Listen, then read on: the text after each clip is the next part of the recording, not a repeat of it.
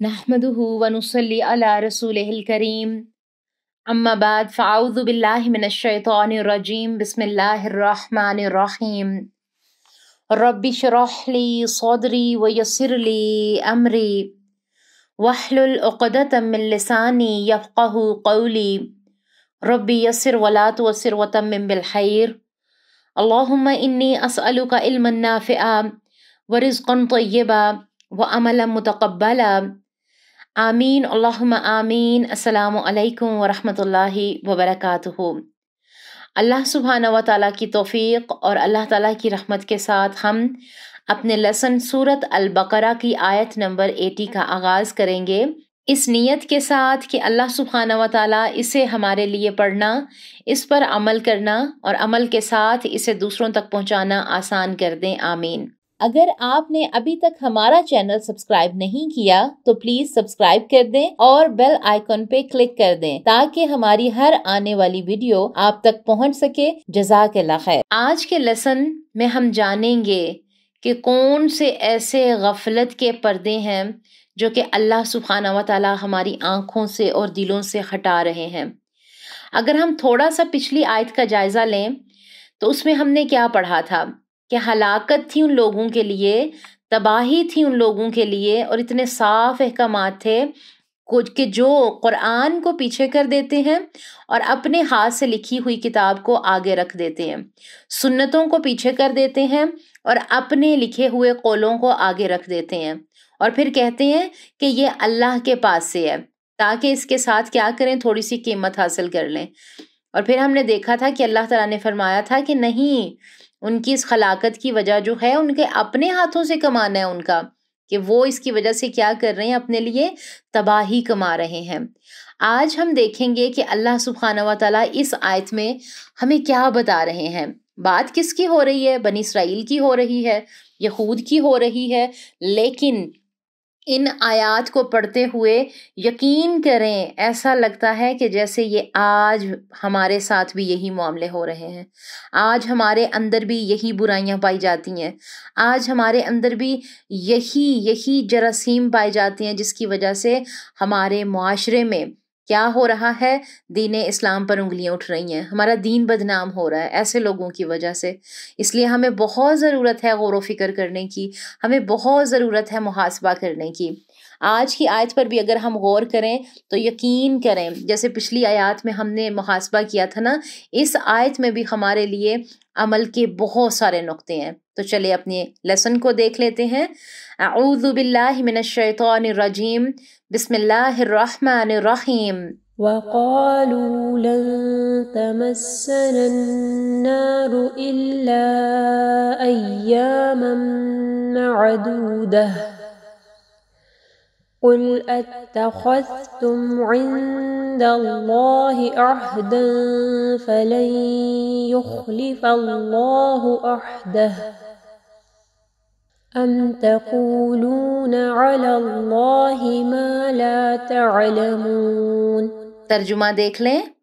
اللہ تعالیٰ فرما رہے ہیں وقالو، اور انہوں نے کہا، ہمیں آگ ہرگز نہیں چھوئے گی مگر گنے ہوئے چند دن۔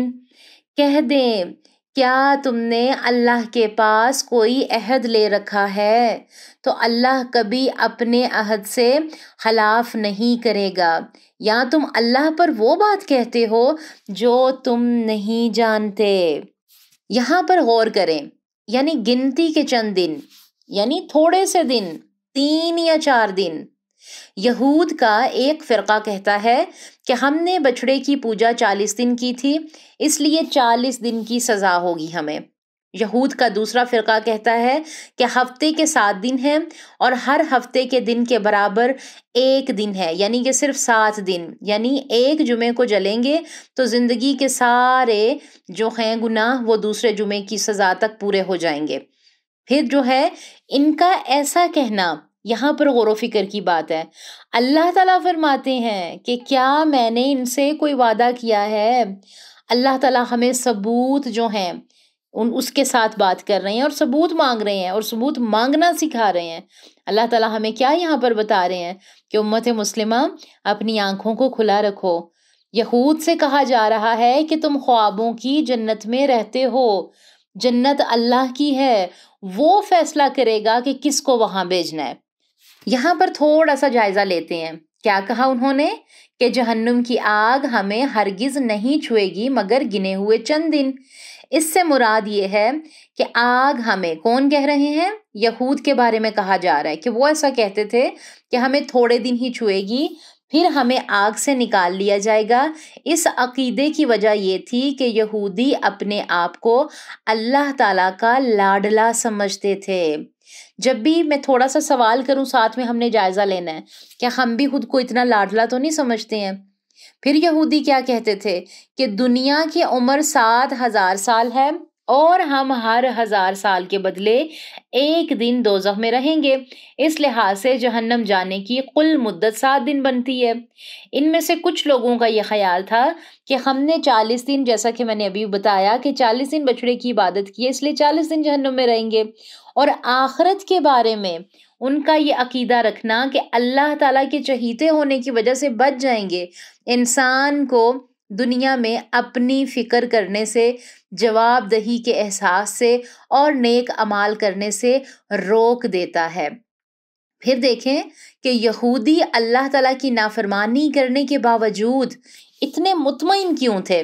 تو لکھیں، یہود کا عقیدہ خراب تھا، ان کا عقیدہ خراب ہو گیا تھا، اس لیے وہ نافرمانیاں کر کے مطمئن رہتے تھے۔ پھر دوسرا پوائنٹ کیا ہے کہ یہود کے اندر عقیدے کی خرابی کی وجہ سے سرکشی آ گئی تھی۔ وہ سمجھتے تھے کہ نافرمانیاں کرنے سے ہمارا کچھ بگڑنے والا نہیں اور کوئی ہمیں پکڑنے والا نہیں ہے، اس لیے وہ نافرمانیوں پر مطمئن رہتے تھے۔ پھر یہود نبیوں کی اولاد ہونے کی وجہ سے یہ سمجھتے تھے کہ ہماری نافرمانیوں پر ہمیں نہیں پکڑا جائے گا۔ پھر یہاں پر ایک اور سوال کہ جو لوگ اس خوشگمانی میں مبتلا ہوں کہ اللہ تعالیٰ کی ہاں ہمارے حقوق محفوظ ہو چکے ہیں، سچی دعوت پر ان کا رویہ کیسا ہوتا ہے؟ تو ایسے لوگوں کے ساتھ رویہ کیسا ہوتا ہے؟ ایسے لوگ سچی دعوت کو گوارا نہیں کر سکتے، کیونکہ سچی دعوت ان کو اپنی میٹھی نیند اور میٹھے خواب خراب کرنے دیتی ہے، ان پر اثر نہیں ہوتا۔ وہ سمجھتے ہیں کہ جو سچی دعوت ہے نا، اس سے ہماری زندگی کے جو رنگ ہیں، جو میلے ہیں، ان پہ اثر ہوتا ہے۔ پھر کیا کہ سچی دعوت زندگی کے حقائق کو واضح طور پر سامنے لے آتی ہے، جس کو وہ لوگ سمجھنا ہی نہیں چاہتے تھے، لہٰذا وہ ایسی دعوت پر تنقید کرنے لگ جاتے ہیں، اس کا مذاق اڑانے لگ جاتے ہیں، اس کی مخالفت کرنے لگ جاتے ہیں اور اس کے راستے میں روڑے اٹکانے لگ جاتے ہیں۔ پھر یہاں پر ایک اور سوال کہ اللہ تعالیٰ نے یہود کی دعوت حق پر ایمان نہ لانے کے کون کون سے اسباب بیان کیے ہیں؟ تو نمبر 1، پہلا سبب علماء کے ایمان نہ لانے کے اسباب۔ بہت غور و فکر والے یہ نقطے ہیں۔ پہلا کیا ہے کہ اللہ تعالیٰ کا کلام سن کر، سمجھ کر، جان بوجھ کر بدل ڈالتے ہیں۔ پھر دوسری بات کہ 2 روحیں ہیں وہ، یعنی کہ منافق ہیں۔ پھر تیسری بات کہ حق کو چھپاتے ہیں، حق کو سامنے ہی نہیں آنے دیتے، اپنی من مرضی کرتے ہیں۔ پھر چوتھی بات، اپنے ہاتھوں سے اللہ تعالیٰ کی کتاب کو لکھ کر یہ کہتے ہیں کہ یہ اللہ تعالیٰ کی طرف سے ہے، اس میں بلکہ رد و بدل کر دیتے ہیں۔ پھر پانچواں اسباب کہ کتاب پر معاوضہ حاصل کرتے ہیں اپنی من مرضیوں کے ساتھ۔ پھر یہاں پر ان کی دعوت حق پر ایمان نہ لانے کی دوسری وجہ، ابھی ہم نے علماء کے ایمان نہ لانے کے اسباب دیکھے، اب ہم دیکھیں گے کہ ان کے یہود کے دعوت حق پر ایمان نہ لانے کی دوسری وجہ۔ ان کی دوسری وجہ عوام کے ایمان نہ لانے کے اسباب۔ پہلے ہم نے کیا دیکھا؟ علماء کے ایمان نہ لانے کے اسباب۔ اب دیکھیں عوام کے ایمان نہ لانے کے اسباب۔ کیا عوام کرتی ہے؟ کتاب کے بارے میں بے بنیاد امیدیں رکھتی ہے۔ پھر دوسری وجہ، کتاب کے بجائے وہم و گمان پر چلے جاتے ہیں۔ پھر تیسری وجہ کہ کتاب کا علم نہیں رکھتے۔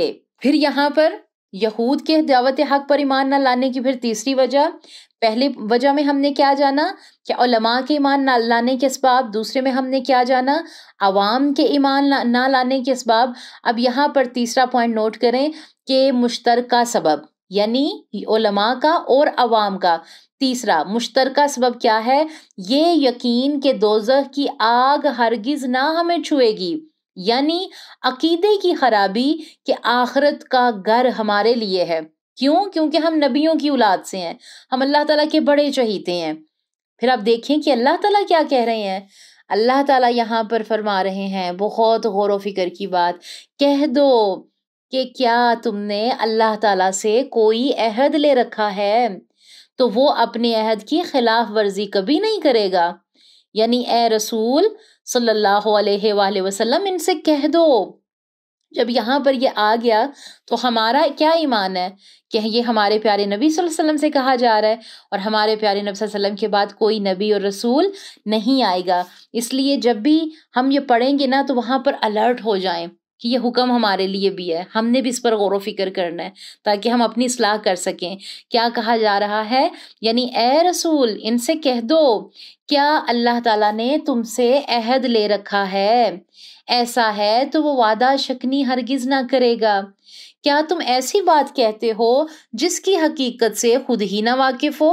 علم کے بغیر اللہ تعالیٰ کے ذمے کوئی بات لگانا سب سے بڑا حرام اور سب سے برائی والی بات ہے۔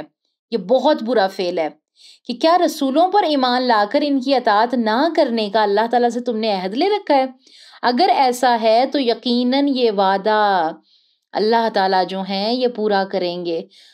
اللہ اکبر، کتنی بڑی یہ بات کرتے تھے۔ پھر یہاں پر ایک اور بات نوٹ کریں کہ یہاں پر پھر کیا کہا گیا کہ غلط فہمی کی بات ہے نا، کہ یہود کی یہ غلط فہمی تھی، اور قرآن یہود کی اس غلط فہمی کو کہ جہنم کی آگ ہمیں ہرگز نہ چھوئے گی مگر چند دن کا کیا جواب دیتا ہے؟ قرآن مجید میں اللہ رب العزت نے اس کا جواب دیا ہے کہ جو بھی بدی کمائے گا اور اپنی خطاؤں، گناہوں اور نافرمانیوں میں گر جائے گا وہ دوزخی ہے اور دوزخ میں ہمیشہ رہے گا۔ اور پھر کیا کہا؟ جو لوگ ایمان لائیں گے، نیک عمل کریں گے، وہ جنتی ہیں اور جنت میں ہمیشہ رہیں گے۔ پھر آخر میں اللہ تعالیٰ کیا فرما رہے ہیں آیت میں؟ ام تقولون علی اللہ ما لا تعلمون، کہ کیا کہا کہ یا تم اللہ تعالیٰ پر ایسی بات کہتے ہو جو تم نہیں جانتے؟ کیا تم اللہ تعالیٰ کے ذمے ایسا معاملہ لگاتے ہو جس کا آپ کو خود علم نہیں ہے؟ اللہ تعالیٰ نے خبر دی ہے کہ اس دعوت کی صداقت دو۔ یہاں پر دیکھیں، یا تو اللہ تعالیٰ نے ان سے نجات کا عہد لیا ہوگا تب تو ان کا وعدہ درست ہے، یا لوگ بہتان لگا رہے ہیں اور یہ عذاب اور رسوائی کے لیے کافی ہے۔ لیکن یہاں پر اللہ تعالیٰ کہہ رہے ہیں، ایک چیلنج ہے نا، اللہ تعالیٰ ان سے ثبوت مانگ رہے ہیں کہ اچھا بتاؤ کہ میں نے کیا تمہیں کوئی وعدہ دیا ہے؟ اور یہاں پر بڑی غور و فکر والی بات ہے۔ ہماری شروع میں کیا بات ہوئی تھی؟ اللہ سبحانہ و تعالیٰ ہمیں ثبوت مانگنا سکھا رہے ہیں۔ اب ہم دیکھتے ہیں کہ اس طرح کی جرت کن لوگوں میں آتی ہے اور کیسے آتی ہے۔ تو یاد رکھیں، جس کو علم ہوتا ہے نا وہ رزق مول نہیں لیتا۔ انجان اور بے فکر لوگ کہتے ہیں کچھ نہیں ہوتا، کر لو دیکھا جائے گا۔ جیسے ایک ڈاکٹر کو معلوم ہوتا ہے نا کہ اگر میں یہ غیر صحت بخش کھانا کھاؤں گا تو میرا معدہ خراب ہو جائے گا، میری شوگر زیادہ ہو جائے گی، میری انسولین میں فرق ہوگا، کیا میرا کولیسٹرول بڑھ جائے گا، جو جس بھی بیماری میں ہے وہ بہت خیال رکھتا ہے۔ ہمیں عام لوگ جو ہوتے ہیں وہ کیا کرتے ہیں کہ کھانا دیکھتے ہیں تو اس پر ٹوٹ پڑتے ہیں کہ نہیں یہ بھی کھا لو، یہ بھی کھا لو، یہ بھی کھا لو، کچھ نہیں ہوتا۔ ٹھیک ہے، یہی معاملہ ایک سچا دیندار جو ہوتا ہے نا وہ کوئی ایسا کام نہیں کرے گا جس سے اللہ کی ناراضگی کا ڈر ہو، جس سے آخرت میں نقصان ہو۔ ہم سب اپنے اوپر لے کر دیکھیں کہ اللہ کی کتاب کو ہم کتنا سمجھ کر پڑھتے ہیں۔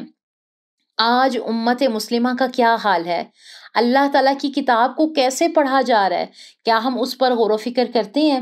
سورۃ البقرہ جو ابھی تک ہم نے 80 آیات تک ہم لوگ پہنچ گئے ہیں، اس میں ہم نے کیا یقین کریں ایک ایک آیت ہلا دینے والی ہے، جھنجھوڑ رہی ہے ہمیں، اور ہم نے کیا عمل رکھ لیے ہیں اپنی زندگی میں کہ سورۃ البقرہ جو ہے وہ راہداری کے لیے پڑھ لو تو بخشش ہو جائے گی، میت کے ساتھ عہد نامہ رکھ دو تو اس کی بخشش ہو جائے گی۔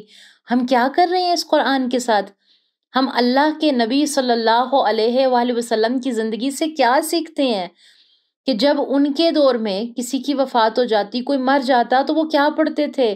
ہمارے پاس کتنا علم ہے، ہم کیا سنتوں سے حاصل کر رہے ہیں؟ کیا ہمیں غور و فکر نہیں کرنا چاہیے؟ بہت ضرورت ہے ہمیں غور و فکر کرنے کی۔ استغفر اللہ، ذرا لفظ امی پر غور کریں، ہم کس کے آگے جھکتے ہیں؟ اللہ سبحانہ و تعالیٰ کے آگے جھکتے ہیں نا، لیکن کیا ہمیں یہ احساس ہوتا ہے کہ ہم جس رب الکائنات کے آگے جھک رہے ہیں وہ ہمیں کتنے غور و فکر کے پوائنٹس دے رہے ہیں، کتنی یہ زندہ آیات ہمارے سامنے ہیں، لیکن ہم غور و فکر ہی نہیں کرتے۔ ہم کس سمت چل رہے ہیں؟ ہمیں بہت ضرورت ہے اس پہ غور و فکر کرنے کی، جائزہ لینے کی۔ تو یہاں پر ہمارے عمل کی بات کیا ہے؟ سب سے اہم ہمارے اعمال ہیں۔ اگر تو اللہ اور اس کے رسول صلی اللہ علیہ وآلہ وسلم کی اطاعت میں زندگی گزاری، پھر ہی ہدایت ملے گی، پھر ہی کامیابی ملے گی، پھر ہی چاند سے اللہ سبحانہ و تعالیٰ ہمارے لیے آسانیاں فرمائیں۔ تو اپنی زندگیوں کو قرآن و سنت کے ساتھ جوڑیں، اپنی زندگیوں میں فلاح کی طرف آئیں، کوشش کریں اپنے گھر والوں اور اپنی دوستوں کو قرآن سے جوڑیں۔ اور جب دیکھیں نا کہ ہم اس قرآن سے جڑ گئے ہیں تو اب یقین کریں کہ اللہ تعالیٰ ہمارے دل پر پڑی ہوئی یہ جو گرا ہے نا، یہ جو تالے ہیں، انہیں کھولنے لگ جاتے ہیں۔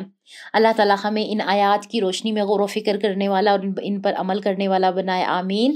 اور ہمارے آنے والی اگلے لیسن کی جو 2 آیات ہے نا، اس کو بالکل بھی نہیں ہم نے مس کرنا، اس لیے کیونکہ وہ جو 2 اگلی آیات ہے نا، آنکھوں پر پڑی پٹی جو ہے اس کو کھول دینے والی ہیں، کہ ابھی تک جو ہے وہ ہم کن خوش فہمیوں میں جی رہے تھے۔ اتنی صاف اور واضح احکامات ہیں اور ہم اتنے اندھے بنے ہوئے ہیں کہ نہیں، یہ آیات تو ہیں ہی ماضی کے مسلمانوں کے لیے، ماضی کے لوگوں کے لیے۔ ہمارے لیے صرف یہ اتنا ہے کہ ہم قرآن کو پڑھیں اور ایک ایک حرف کے بدلے ہم 10 نیکیاں حاصل کر لیں۔ ہم ہدایت کب لیں گے؟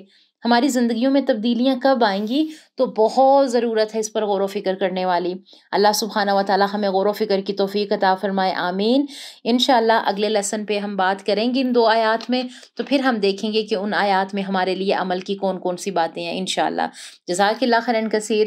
سبحان ربک رب العزت عما یصفون وسلام علی المرسلین والحمد للہ رب العالمین، آمین اللہم آمین۔ السلام علیکم ورحمۃ اللہ وبرکاتہ۔ وہ تمام ہمارے پیارے سسٹرز جنہوں نے ابھی تک ہمارے چینل کو سبسکرائب نہیں کیا ہے، وہ ہمارے چینل کو سبسکرائب ضرور کر دیں۔ کمنٹ باکس میں جا کر ہمیں اپنی رائے کا اظہار ضرور کیا کریں۔ اس سے کیا ہوتا ہے کہ ہماری پیچھے جتنی بھی ٹیم ہوتی ہے اس کو بہت خوشی ہوتی ہے، کام کرنے میں آسانی ہوتی ہے، اور اس سے ہم خود بھی موٹیویٹ ہوتے ہیں کام کو لے کے، چیزوں کو لے کے۔ اللہ تعالیٰ آپ سب کو جزائے خیر عطا فرمائے، آمین۔